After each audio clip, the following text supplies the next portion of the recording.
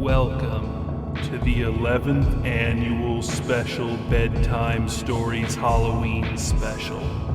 Tonight's bedtime story is called Mom Won't Die, and it's 4,752 words long, a number that many experts consider to be in the top 15 scariest numbers of all time. Let's begin. Sylvia's entire family, her parents, her husband, her son, and her daughter, saw her crushed beneath a trunk that fell through the rotten ceiling at her parents' farmhouse. The trunk had been in the attic for decades, shielding Sylvia's father's collection of old radio parts from the same leak that rotted the ceiling beneath it. That the heavy trunk happened to overburden the weakened ceiling just as Sylvia paused under it to examine a stain on her sleeve was bad luck. Despite the fact that it took her father, husband, son, and daughter all working together to get the trunk off of her, and despite the fact that she looked bloody, broken, and flattened, no one checked to see if Sylvia had a pulse or if she was breathing. Why check? She was talking, telling everyone she was fine, shouting at them not to call an ambulance, trying to sit up. If she could talk, then she had to be able to breathe, and she definitely had to have a pulse. The first people to notice that this was not the case, that Sylvia was not breathing and did not have a pulse, were the paramedics who arrived on the scene. "You must be checking wrong," said Sylvia, her face a swollen horror. "I'm not checking wrong, ma'am," said the paramedic. "I've done this thousands of times." "Not on me you haven't," said Sylvia. "If I didn't have a pulse, I'd be dead. Do I seem dead to you?" "Take a breath," said the other paramedic. "Let us see you do it." "Sure," said Sylvia. "There." "Nothing happened," said the first paramedic. "Sylvia, don't be difficult," said Lionel, her husband. "I'm not dead, Lionel," said Sylvia. She turned her busted head toward her father. "Dad, I took you to half of the antique stores where you got those stupid radio parts. They did not just kill me." "Oh, Sylvia," said her elderly father. He shook his head and patted the empty pockets of his jeans as if looking for something pocket-sized that might undo the tragedy that had just befallen his daughter. The paramedics loaded Sylvia onto a stretcher and stuck her in the back of the ambulance. "I'll ride with her," said Lionel. "Rainer, you bring Rhea and your grandparents to the hospital." Rainer was Sylvia and Lionel's 20-year-old son.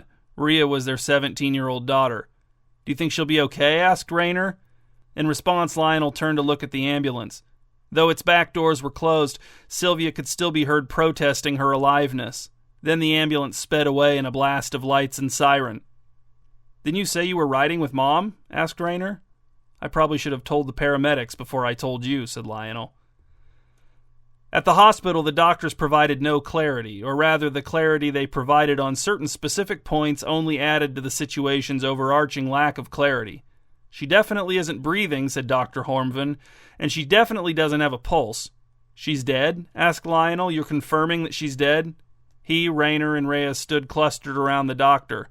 Sylvia's parents sat in the waiting room, commenting too loudly on the other people waiting there with them. "She's dead," said Dr. Hormvan, "but she isn't behaving dead." He had old-fashioned sideburns and glasses with oval frames. The tiny holes in his earlobes marked him as an unexpected earring man, but the earrings themselves were nowhere to be seen. In a drawer at home, maybe, or maybe in the pocket of the very pants he was currently wearing. "She isn't behaving dead?" asked Rhea. "Yes," said Dr. Hormvan. "There's nothing on the brain scan either." He paused to clear his throat. "She is, however, speaking and trying to get out of bed. She said she has to go to work tomorrow." "So she isn't dead?" asked Lionel. "Well, I wouldn't go that far," said Dr. Hormvan. "No breathing, no pulse, no brain activity. Wouldn't you call that dead?" "You're the expert," said Lionel. "What do you call it?" "Perplexing," said Dr. Hormvan. "I'll admit it." "Can we see her?" asked Rainer.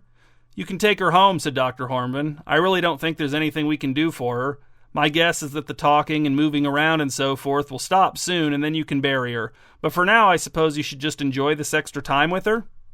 "So we should be sad?" asked Rhea. She wasn't just asking Dr. Hormvan. She was asking her dad and her brother, too. But Dr. Hormvan was the one who answered.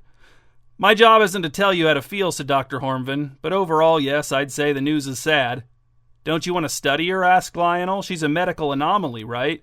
Wouldn't examining her further have the potential to advance medical science?" No, said Dr. Hornvin. Nothing has less potential to advance medical science. Progress in medical science would screech to a halt if we dropped everything to study every new impossibility that popped up. But if your wife goes on the news and they want to say doctors are baffled, then tell them to feel free. She won't want to be on the news, said Lionel. We don't want that. Well, then you can tell your friends that doctors are baffled, said Dr. Hornvin. People love it when doctors are baffled, sometimes even when it's to their detriment. I do not envy psychologists. Because Lionel, the kids, and Sylvia's parents had all come to the hospital in one car, Lionel had to drive all the way back to Sylvia's parents' house to drop them off before heading for home. After helping the elderly couple inside and promising to keep them up to date on the state of their daughter's health, Lionel returned to the car to find his family arguing about whether or not Sylvia should go to work the next day. They'll think I'm unreliable if I don't show up, said Sylvia. That will affect my performance review, which will affect my raise, which will affect all of us. You got crushed by a trunk, said Rhea. The library isn't going to be mad at you for missing work for that. You went to the hospital and everything. I'm not very good at my job, said Sylvia. I misshelve the books all the time. The one thing I have going for me is that I'm so reliable. Mom, said Raynor, you don't have a pulse. No one expects you to work at the library when you don't even have a pulse. I agree with the kids, Sylvia, said Lionel. You should rest for a few days. See how you feel, see what happens, and then we can see about you going back to work. See what happens, huh, said Sylvia. You mean give me a few days to die? No, said Lionel, that's not what I mean. This family needs me, said Sylvia, and as long as I can, I'm going to contribute. I'm going to do my part. That night in bed, Lionel felt as if he were lying next to a corpse, and maybe he was. Sylvia's eyes were closed as if she were asleep, but she still wasn't breathing. Perhaps her will to live had animated her long enough to act out the remainder of the day, but now that she was lying down, she would finally go to her eternal rest. Lionel hoped so, for her own sake. He would miss Sylvia, of course, but he didn't want her driving herself onward out of a sense of duty, especially not with her body deceased. That didn't seem healthy. It couldn't be. But at 7 o'clock the following morning, Lionel awoke to find Sylvia lurching out of bed. The damage done to her body by the trunk made her movements laborious and clumsy. Oh, said Lionel, you're awake. Of course I am, said Sylvia. Why wouldn't I be? You thought I wouldn't wake up, didn't you? Not necessarily, said Lionel. I wasn't sure. The kids need breakfast, said Sylvia. They can make their own breakfast, said Lionel. They're old enough to pour cereal. Raynor likes eggs, said Sylvia. Raynor's old enough to make eggs, said Lionel.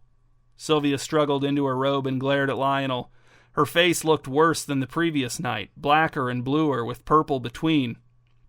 Her left eye was a slit in swollen flesh. Her nose was mushed. Her jaw was not properly centered. She turned her back on Lionel and limped out of the bedroom. A few moments later, Lionel heard Sylvia fall down the stairs, a dramatic series of bangs and thumps accompanied by no cries of alarm or pain. Then there came sounds of scraping, sliding, a few lesser thumps, and Sylvia, it seemed, had reached the kitchen. Lionel got out of bed, shrugged his robe on over his pajamas, and followed his wife downstairs. He found her fumbling eggs into a pan on the stove. Her neck did not look right. There were bumps in unnatural places, signs that Sylvia had endured her second deadly accident in as many days. Raynor isn't going to like having that much shell in his eggs, said Lionel. I'm doing the best that I can, said Sylvia. That's all anyone can do. Lionel insisted that Sylvia not attempt to go to work at the library. He did not confiscate her car keys, however, because whether dead or not, she was still an adult. So after Lionel left for work, Rhea left for school, and Raynor left for whatever it was he did during the day, Sylvia went to work against her family's wishes. Her boss tried to send Sylvia home since she was clearly in no shape to work. Sylvia made a scene, got fired, and then, due to her diminished powers of perception and motor skills, she crashed her car through a guardrail on a bridge over the runoff river on the way home. By the time the rescuers pulled her out of the river, Sylvia had been underwater in the upside-down car for over 20 minutes. But she was no more or less dead than she had been before the car accident. That night, back at home after again being released from Multi-Oak General Hospital, Sylvia said, "Good thing I didn't breathe while I was in the water. I could have drowned." "So now you're admitting that you aren't breathing?" asked Rhea. The family had assembled in the living room out of shared disquiet. They had not planned a discussion, but the fact that a crisis was upon them was obvious. "I held my breath while I was underwater," said Sylvia. "For 20 minutes?" asked Raynor. "It was a miracle," said Sylvia. Her body was exhibiting more signs of physical trauma, probably from the car accident, but the Multi-Oak Public Library's front steps were steep and made of cement. It wasn't hard to imagine her tumbling down them while coming, going, or both. "Will you stay home and rest now?" asked Lionel, like I asked. "I have to look for a new job tomorrow," said Sylvia. "I make plenty of money," said Lionel. "We haven't touched our savings in years." "The kids are used to a certain standard of living," said Sylvia. "They don't want to cut back. They don't want fewer Christmas presents. They don't want to eat out less. Right, kids?" "We'll be fine, Mom," said Raynor. "We don't care." "This family doesn't appreciate my sacrifices," said Sylvia. "We appreciate you," said Rhea, "but you should let us sacrifice for your sake now that—" "Now that what?" asked Sylvia. "Now that you're dead," said Raynor. "I will not sit here and listen to my own son say that I'm dead," shouted Sylvia. She propelled herself off of the couch and staggered out of the room, banging her shoulder on the doorway leading to the hall with a sickening crack. Lionel, Raynor, and Rhea looked at each other from their respective chairs, 3 points of a morose and frustrated triangle. "Do you hear that?" asked Lionel. "What's she doing?" "It sounds like she's cleaning the hall bathroom," said Rhea. Raynor lowered his voice to a whisper. "Should we do something about her?" "Like what?" asked Lionel. He kept his voice low, following Raynor's lead. He felt self-conscious about not having an idea of what to do about Sylvia. He hoped Raynor had something good that he could latch on to. "You know," said Raynor, "maybe we have to make sure she's dead." "I think I know what you're hinting at," said Lionel, "but she's been crushed. Her neck seems pretty broken. She was underwater for 20 minutes. Dr. Hornfin said there's no brain activity. What if we try something extreme, it doesn't work, and then it just makes everything that much harder for her? What if she tries to find a job with no head?" "That's gross," said Rhea, "and sad. I don't want to hurt her anymore." "She doesn't feel any pain," said Raynor, "but I guess Dad's right. We're going to have to convince her to die." "That's sad too," said Rhea. "I don't want her last memory to be us telling her we don't need her. I don't want her to think we won't miss her." "Will you miss that?" asked Raynor, gesturing toward the sounds emanating from the bathroom down the hall. "Mom cleaning the bathroom no one uses at 10 o'clock at night while she's got 20 broken bones?" Lionel rose from his chair to display a little extra authority over his children.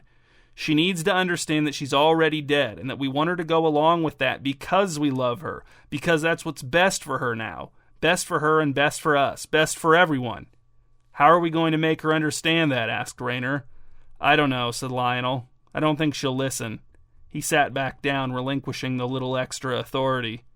"Why does Grandpa even collect old radio parts?" asked Rhea. "He doesn't even look at them. They just sit in that chest." "He just likes knowing they're there," said Raynor. "Did he tell you that?" asked Rhea. "No," said Raynor. In the bathroom, the scrubbing stopped. Lionel and the kids looked toward the dark hallway and listened to Sylvia's slow, labored approach. When she appeared in the doorway, they saw that the shoulder she had banged on her way out of the living room was dislocated. "I cleaned the toilet," said Sylvia. "I know you all hate that job, but I was happy to do it." "I don't know if I hate that job or not," said Raynor. "I've never tried it. Doesn't seem that bad." Sylvia tried to respond to Raynor with some kind of motherly look, but the condition of her face rendered her expression appalling and only appalling. "Since my car was totaled, I'll need to borrow one of your cars tomorrow so I can look for a job." "No," said Raynor. "Mom, you can't drive," said Rhea. "Rhea's right," said Lionel. "Maybe when you get better." He avoided the accusatory looks of his children. "Fine," said Sylvia. "I guess I'll have to walk." With nothing determined or decided, the kids retreated to their respective bedrooms. "It's time for bed, Sylvia," said Lionel. "You've had a long day. We all have." "That's true," said Sylvia. "Maybe we should sleep down here in the guest room," said Lionel. "Wouldn't that be fun?" "You don't think I can make it upstairs," said Sylvia. "Admit it." Sylvia lost her footing 3 times on the way up to the bedroom, but Lionel was able to catch her each time. He was exhausted by the time he collapsed into the bed next to his wife, who lay utterly still, dead to the world, but not, perhaps, dead enough. The next day was Saturday. When Lionel woke up just after 8 a.m., Sylvia was still motionless on her back with her eyes closed. Had she passed on for real this time? Was she gone? If so, Lionel would finally be able to grieve, but he didn't want to jinx it by grieving too early. He slid out of bed and tiptoed out of the room and down the stairs to the kitchen. He was surprised to find Rhea already there, eating cereal at the table. He was even more surprised when Raynor appeared in the kitchen, bleary-eyed but dressed for the day. "Neither of you slept in much," said Lionel. "Raynor, I don't think I've seen you before noon on a Saturday in years." "We want to help around the house," said Rhea. "So Mom can't," said Raynor. "So Mom doesn't have to," said Rhea. "She doesn't have to whether we sleep in or not," said Raynor. He turned to Lionel while he waited for his toast to pop. "Where is Mom?" "She wasn't moving," said Lionel. "Not last I saw." "So we could have slept in?" asked Raynor. "I don't know," said Lionel. "I don't know how much time to give her before we call it. Dr. Hornvin wasn't very specific." "Maybe me and Raynor getting up early to help around the house is what did it," said Rhea. "Maybe that's why Mom can stay dead now. Because we proved that—" Her solemn theorizing was interrupted by thumps from upstairs. Lionel looked at his kids, saw their faces droop, their postures deflate. "I'd better go help her," he said, before she... That was as far as he got before Sylvia again plunged down the stairs. Injuries upon injuries. She entered the kitchen as a shambling wreck. When Raynor's toast popped, he bitterly allowed Sylvia to butter it for him despite the fact that she could barely wield the knife. Her fingers splayed in all directions, despite the fact that she had not buttered toast for him even before she died, not since he was little. Raynor then ate the toast, but did not enjoy it. The butter was distributed too unevenly for him to enjoy it. After breakfast, Sylvia again tried to commandeer one of the family cars for her job search. Raynor ended that argument by pointing out that he didn't want her destroying his car like she had her own. "It was an accident," said Sylvia. "You don't appreciate what I go through for this family. I got in that accident because I was trying to help put food on the table for you, Raynor." She then began to prepare herself to search for work on foot, as she had threatened the night before, but when she saw that Raynor and Rhea were doing chores around the house, she hobbled into action, attempting as many chores as she could think of, or redoing chores already done by the kids, claiming they hadn't done them properly. Raynor got competitive, using his superior physical condition to race ahead of Sylvia whenever she headed for a new chore. Rhea kept crying and pleading with her mother to rest, trying to explain that the whole reason she and Raynor were doing the chores was so that Sylvia wouldn't have to. The atmosphere in the house drove Lionel to the shed in the backyard. There he sat on a stool in the late morning light admitted through one small window and tried to think of a solution to the problem of his dead wife's ongoing martyrdom. He had never been a great problem solver. In high school, his chemistry teacher had given the class a speech about how some of them were modelers and how some of them were problem solvers. His point was that it was better to be a problem solver and that the modelers should seek to become more like the problem solvers. But if Lionel had been able to solve the problem of being a modeler, then he wouldn't have been a modeler in the first place. As a modeler, his only hope of becoming a problem solver was to see someone else transition from modeler to problem solver and then emulate their process step by step, which did not happen. So he had stayed a modeler and would presumably always be a modeler. And, of course, no one he knew or had ever heard of had dealt with the exact situation he was dealing with now, so who was there to copy? After whom could he model his approach? No one. From inside the shed, Lionel heard 2 vacuum cleaners screaming at slightly different pitches inside the house. Then a third vacuum noise joined the chorus.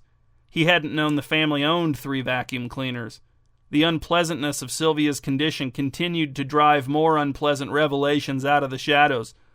Lionel propped his elbow on his dust-free workbench, propped his head on his hand, and pondered Sylvia's funeral, wondering if that longed-for day would ever come. Lionel could not wait to be a normal kind of sorrowful. The shed smelled like several kinds of chemical fertilizer for the lawn, some of them so potent as to be of questionable legality. Maybe if Lionel focused on organizing the fertilizers, cleaning up some of the spills and arranging them so their various bags and buckets would stay upright, a solution to his problem would come to him unbidden. It would just appear in his head. That seemed more likely to Lionel than arriving at an answer via some logical train of thought. He rose from the stool next to his workbench, crossed to the light switch inside the shed's front door, noticed a peculiar hot metallic smell that did not belong to any of the fertilizers, flipped the switch, and the shed exploded. "Well," said Dr. Hornvin. "Are we orphans?" asked Raynor. "I'm standing right here," said Sylvia, even though she was sitting in a chair outside of Lionel's hospital room. "Your dad isn't breathing," said Dr. Hornvin, "and he doesn't have a pulse. We haven't done a brain scan yet, but you can probably guess what we're going to find as well as I can, so why bother?" "So it's the same thing as Mom?" asked Rhea. "The exact same thing?" "He keeps saying he has to come up with a solution," said Dr. Hornvin. "He says that he's the father, so it's his responsibility, and he can't leave you 2 to figure it out on your own." "Us 3, said Sylvia. Dr. Hornvin glanced at Sylvia but seemed hesitant to acknowledge her further than that. Anyway, he said, you can take him home. You know the routine at this point.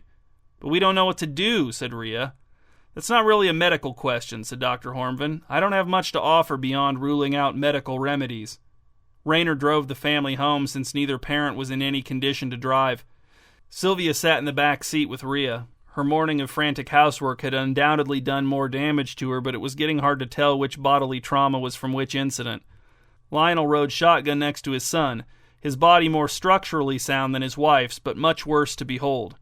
Rayner, Rhea, said Lionel, when we get home we need to brainstorm. Why are you excluding me? Asked Sylvia. You need to rest, said Lionel. You've had a long day. You've had a long day, said Sylvia. I feel fine, said Lionel. I feel fine, said Sylvia. I don't, said Rhea. I feel terrible. Both Lionel and Sylvia insisted on sleeping in their own bed in their upstairs bedroom. Getting them there was a huge ordeal. With the help of their exasperated children, they eventually managed to arrange themselves side by side on their bed, lying on their backs on top of the covers. Lionel's charred skin flaked onto the comforter. The room was dark and the door was closed. Not a heart beat, not a breath was drawn. This has gone on long enough, said Lionel. You know you're dead, Sylvia. I won't let that stop me from helping my family, said Sylvia. That's how committed I am. Besides, you're dead too. You've got no room to talk. You died first, said Lionel. I'm only sticking around because I need to figure out how to get you to accept your death. No, no, no, said Sylvia. Don't stick around for my sake. You should rest. You've done enough for this family. Enjoy your death. I can't rest until you do, said Lionel. It's that simple. Sylvia contorted her disfigured face into a frown. My sacrifice is keeping you from surrendering to your death? Yes, said Lionel. 100%. My sacrifice is forcing you to make a sacrifice almost as great as mine, asked Sylvia. Exactly as great, said Lionel. Well, no, said Sylvia, because I've been working hard in spite of my death. Going to work, doing chores, taking care of the kids. I've been thinking, said Lionel, racking my brain. That's not as taxing as what I've been doing, said Sylvia. For me it is, said Lionel. I'm not a problem solver. I'm a modeler, you know that. So if I go through with my death, you will too, asked Sylvia. Of course, said Lionel. I'd love to. This is no way to be. Okay, said Sylvia. I'll do it. When? Asked Lionel. Right now, said Sylvia. We should tell the kids, said Lionel. They'll figure it out, said Sylvia. Thanks for doing this, said Lionel. I know you'd prefer to go on doing Rayner's laundry forever, but he needs to learn. I'm doing this for you, said Sylvia. I'm dying all the way for your sake. And I appreciate it, said Lionel. I appreciate your sacrifice. I loved you, said Sylvia, using the past tense without consciously choosing to do so. I loved you too, said Lionel, modeling his pronouncement after his wife's. The room was silent. No hearts beating, no breathing.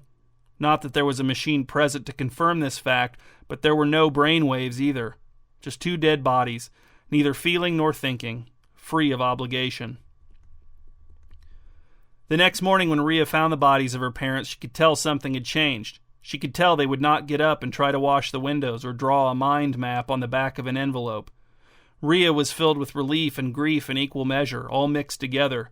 She walked down the hall from her parents' bedroom and knocked on Rayner's door. Are you awake? Mom and Dad are finally gone. We need to figure out what to do next. We have to plan a funeral and all that. Rayner did not respond.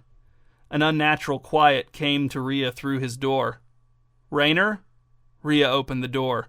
There, lying amidst the layers of stuff that covered his floor from wall to wall, was the body of her brother. It didn't take a forensic genius to determine that he'd tripped on something. It could have been any number of things, or several things, and struck his head on something else. Again, it could have been any number of things, although, judging by the severity of his head wound, it must have been something hard. Rhea waded through the clothes and trash and cords and cables and books and bowls and plates and video game cases and sports equipment and knelt next to her brother. He was not breathing. He did not have a pulse. There's nothing we can do, said Dr. Hornvin. I'm sorry, Rhea, but Rayner's gone. He's dead, said Rhea. Right? Yes, said Dr. Hornvin, he's dead. And he's not trying to get up, asked Rhea. He's not saying anything. He's not saying anything about needing to help me with funeral plans. He isn't insisting on helping me get our family's affairs in order. No, he isn't, said Dr. Hornvin. He's dead, Rhea. Would you expect him to? No, said Rhea. I guess not. Not him. It was an accident, said Dr. Hornven. You can't hold that against him, Rhea. I'm sure Rayner would have helped you if he could. Rhea knew that wasn't true, but she didn't say anything. She didn't need to. Dead or not, Rayner's inaction spoke volumes.